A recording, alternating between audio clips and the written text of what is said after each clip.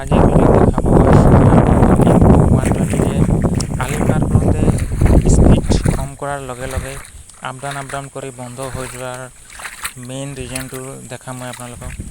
Main ৰিজনটো হৈছে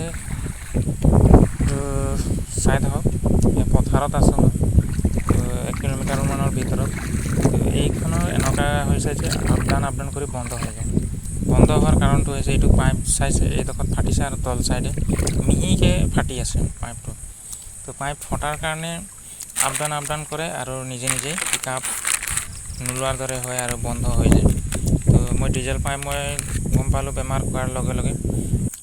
তো বস্তুখিনি লৈ আহি অলৰেডি মই এতিয়া ফটককৈ ফিটিং কৰি দিলোঁ। পথাৰৰ কাৰণে মই সৰু কাৰণে মই আপোনালোকক ফিটিং কৰি ল'লোঁ পাইপ চাইপ, আৰু এয়া ষ্টাৰ্ট কৰিও দেখাই দিছোঁ মই চাইছোঁ এবাৰতে হৈ গ'ল। তো আৰু চলাব চাব, তো একো কমপ্লেইন নাই।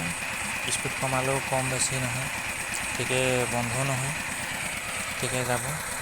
তো এইখনতে মই আপোনালোক কৈ আছোঁ দেখোন যে ক্লাছ এৰি দিয়াৰ লগে লগে গাড়ীখন পূৰা এৰি দিলোঁ, এটা ছাইড নিজে কাট খাব চাব আপোনালোকে নিশ্চয় ভাবিব যে এইটো ডগৰ কমপ্লেইন হয়।